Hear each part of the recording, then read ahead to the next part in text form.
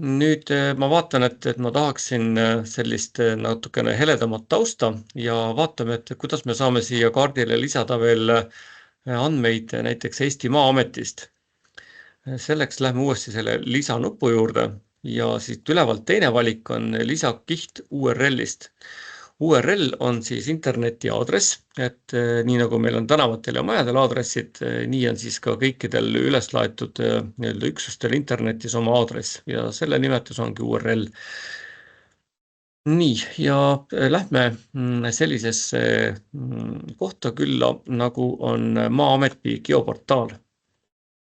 Kui te kirjutate internetis otsingusse geoportaal, siis tuleb teil ette selline Eesti Maa-ameti geoportaali valik ja seal on võimalik valida erinevaid siis ruumi andmeid, valmis rakendusi, nii nagu meie siin teeme kaarte ja rakendusi, aga ka teenuseid. Teenused on need põnevad nähtused, kus me siis saame kasutada mingisuguseid juba varem koostatud kaarte enda rakendustes. Lähme siia teenuste juurde ja siit valime keskmise valiku, kus on VMS ehk siis Web Map Service inglise keeles, veebikaarditeenused. Nii, ja veel allapoole kerides siis me näeme, et rohelise ja sinise värviga tekivad siia blokid ja allapoole kerides kolmas valik on Maa-ameti hall kaart. Selline väike roheline plokk ja lõpus on küsimärk. Nüüd teeme selle niimoodi sinisega aktiivseks, ehk siis tõmbame hiirega üle vasaku klahviga, et meil läheks see link aktiivseks. Et see kaardi pealkiri, see, mis on siin paksus kirjas, see on tegelikult link ja kindlasti tuleb kaasa võtta ka see küsimärk seal lõpus. Küsimärk on siis arvuti keeles päring, ehk siis me hakkame selle küsimärgi abil pärima seda sama kaarti, milleks on siis see link Maa-ameti serverist. Nüüd ma lihtsalt kopeerin selle lingi, lähen tagasi oma kaardi juurde ja siia URL-i riba peale kopeerin või kleebin selle lingi. Ja toimus väike muudatus, ta tundis ära, et see on siis OGC tüüpi veebikaart, tuleb meil Maa-ametist ja nüüd on hästi oluline, pange tähele, siin all on väike nupuke, et kasuta aluskaardina, sest muidu ta läheb sinna meie enda kaardile nagu suure kihina peale, aga me tahame, et oleks seal all meeldivalt aluskaardina. Ja edasi. Ja ütleme, et vali kõik kihid, siin ainult üks kiht ongi halltoonides kaart ja kasuta seda aluskaardina, uuesti tuleb see üle kinnitada. Nii, ja näete, selle täpikeste alla, või vabandust, leppemärkide alla, kus mul olid siis kirjanikud, tuli selline kena halli toonides aluskaart ja see aluskaart sisse suumides on päris täpne, siin on kõik talukohad, heinamaad, kiviaiad, kõik on kenasti topograafilised andmed olemas, aga üldine selline tonaalsus on selline mahe ja teemainfo tuleb kenasti välja. Ja hetkel on veel natukene aega, ma näitan teile veel ühe võimaluse, et kui me kaarti täiendame, siis on meil võimalik valida olemasolevatest valmis tehtud kihtidest. Et kui mina olen teinud kas mingisuguse kihi või kaardi või rakenduse ja olen seda kõikidega jaganud, siis absoluutselt kõik üle maailma, kes Arcis Online'is toimetavad, saavad seda ka otsida ja leida ja kui see neile meeldib, siis nad võivad seda kasutada, kui see on lubatud. Reeglina on lubatud. Ja see käib niimoodi, et võtate siit selle sama lisanupu alt jälle ja kõige ülemine valik on sirvi kihte. Ja tuleb meile rippmenüü, kus esimene väli on kohe ülevalt minu sisu ja ta näitab, millised kaardid ja üksused sina oled siin hiljuti koostanud, ehk siis see, kes on praegu siin üleval kasutaja. Nii, aga ma ei taha enda sisu, vaid ma tahan otsida kellegi teise sisu, siis ma klõpsun selle kirja peal ja lähen, alumine valik on Arcis Online, ehk siis kõik võimalikud Arcis Online'i serverid, kuhu on salvestatud kaardikihte ja kaarte, tulevad mulle siia ette. Ja nüüd ma ütlen teile ette, et kui te tahate Hiiumaa raamatukogude näidist läbi teha, siis Hiiumaa raamatukogud ma olen ette valmistanud juba kihina, et me ei pea hakkama seda tabelit sisse tooma, vaid see kiht tuleb meil juba niimoodi klõpsti kaardi peale. Ja kirjutamegi siia Hiiumaa alakriips ja raamatukogud ma välja ei kirjutanud, ma panin lihtsalt need lühendatud RMTG.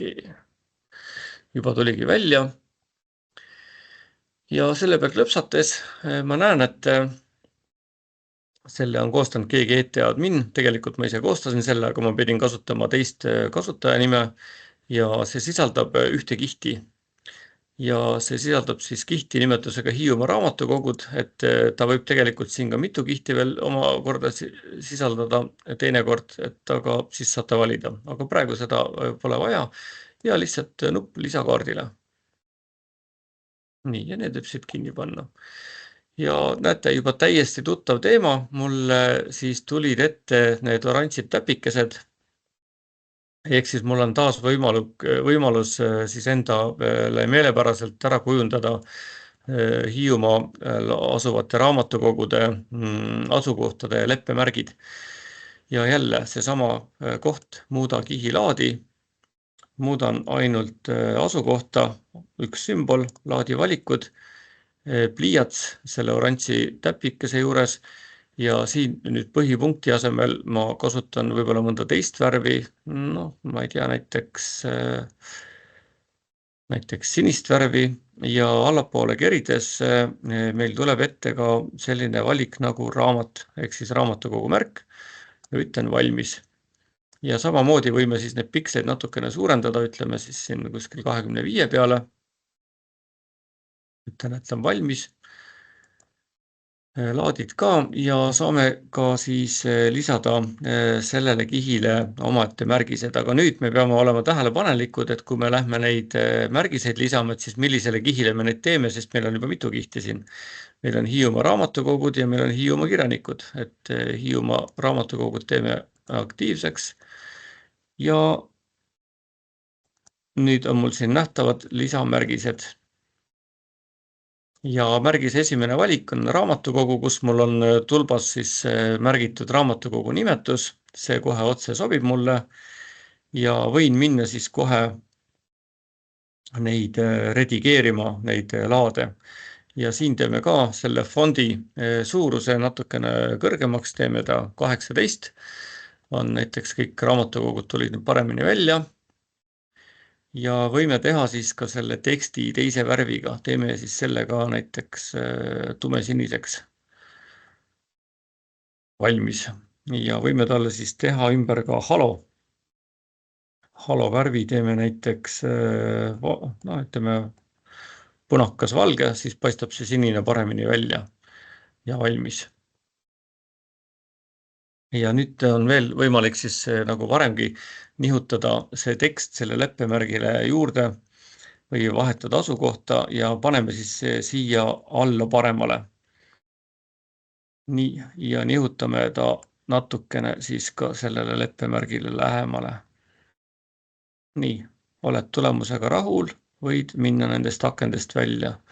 Igaks juhuks kontrolli alt, et kas peab salvestama ka, siin seda vajadust ei olnud. Ja on mul siis kaart, kenasti Maa-ameti ühtne hall kaart üle Eesti, aga siis Hiiumaa kohta on mul peale tekkinud siin siis kirjanike elukohtade asukohad ja teise kihina on mul siis juurde pandud raamatukogud Hiiumaal, et siin Hiiumaa raamatukogu peal tuleks siis ka see hüpikaken, et ta ei oleks mitte selle kihi nimi, vaid muudame kiiresti ära ja ütleme, et märgi siis see raamatukogu nimetus siia juurde. Nii, hüpikaken on lubatud, hüpikakna pealkiri on raamatukogu ja selle kihinime kustutame eest ära. Nii, ja on mul palju viisakam see hüpikaken nüüd edaspidi, et selle peal klõpsates tuleb kohe ette käine raamatukogu ja hüpikaknas ka käine raamatukogu ja kõik vajalik info. On juurde pandud ka pilt, ehk siis saame näha, missugune ta välja näeb, kui näiteks rattaga või bussiga sealt mööda sõidame või autoga, siis kohe tunneme ära, et ahah, siin ta ongi. Nii, ja sellega on üks esimene kaardikene tehtud ja viimane liigutus, mida me veel võime teha enne lõplikku salvestamist. Salvestada võib muidugi ka vahepeal, igaks juhuks.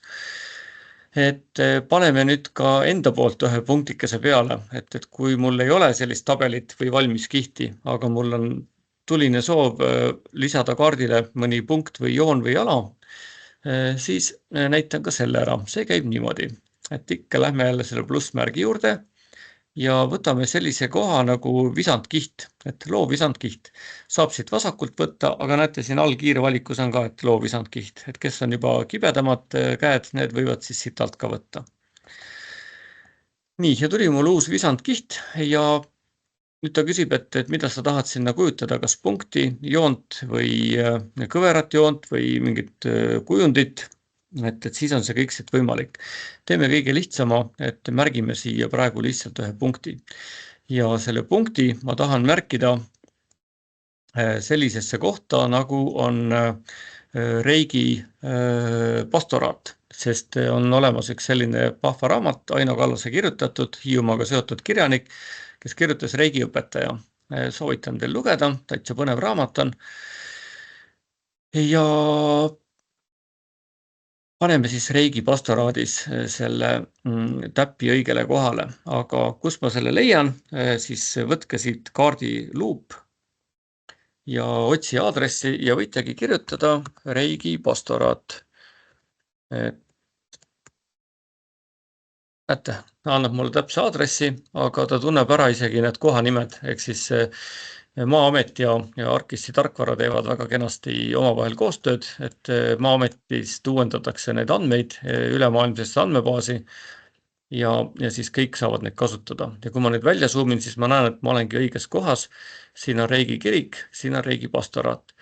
Võin veel minna siis sellele geoportaali avalehele, avan Eesti kaardi, vaatan, kas see ikka klapib kõik, et olles geoinformaatika, oskan kasutada mitmeid allikaid ja kirjutan siia Maa-ameti geoportaali ka, Reigi pastoraat.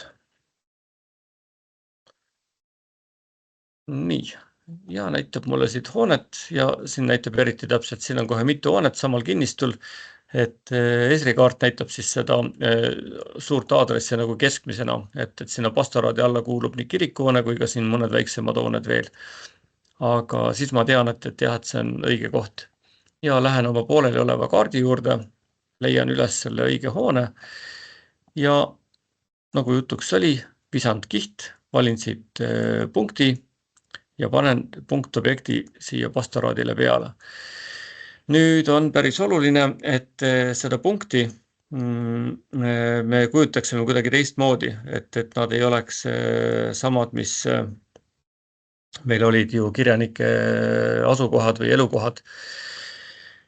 Ja selle ainsa punkti nimeks ongi siis Reigi pastoraat, et oleks kõik täpne.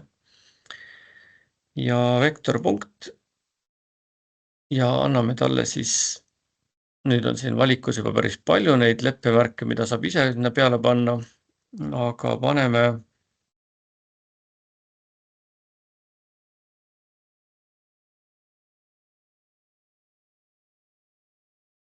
midagi inimese loodud ja valime siit ühe majakujulise. Nii. Majakujuline sümbol ja teeme ta päris suureks, teeme ta näiteks 33 pikslit, 34 sattus, siin ei ole väga vahet. Ja saame siis siin selle värviga veel sättida, et anname talle siis ka näiteks punase värvi, et hästi välja paistaks meil.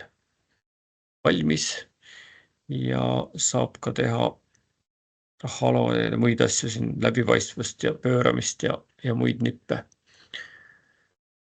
Aga kui olete tulemusega rahul, siis on teil valminud kaart, kus teil on peal kirjanikud, kes on Hiiumaaga seotud olnud või siiamaani, on Hiiumaa raamatukogud ja siis teie enda poolt tähistatud üks koht, mis on seotud kirjandusega, on siis Reigi õpetaja romaanis või novellis siis seotud asukohaga üks hoone, et see on täitsa looduses olemas, et kui Hiiumaale satute, võite seda külastada, aga kindlasti lugege seda ka raamatut. Aino Kallas, reigiõpetaja.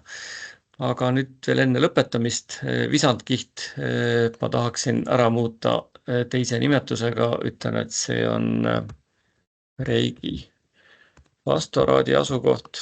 Nii, ja Hiiumaa RMTG tasuks ka ära muuta, ütlen, et see on ikkagi kenasti raamatukogud.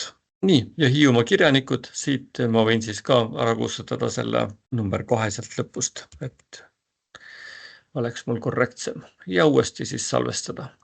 Nii, ja see kaart on valmis, selle kaardi ma saan jagada, mida ma vist ka juba varem tegin, kõikidele avalik ja võin siis kontrollida veel enda sisu alt, kuhu mul on tekkinud siis päris mitu kihti seoses selle ühe kaardiga.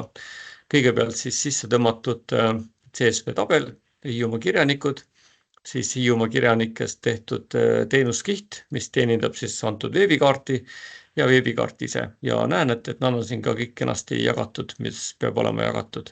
Siis õpetaja abil sättida oma põnevamat geograafiatundi ja luua oma kodukohas mõne kaardi, mis oleks seotud kirjandusega, raamatuga, mõne raamatu tegelasega, raamatus nimetatud asukohtadega või millega iganes. Ja jõudu teile tööle ja saatke kindlasti siis mõni kaart või näidis, mis te olete kirjanduse ja kaardiga kokku pannud. Konkursi tulemused me avalikustame geoinfopäeval 19. novembril ja jõudu tööle!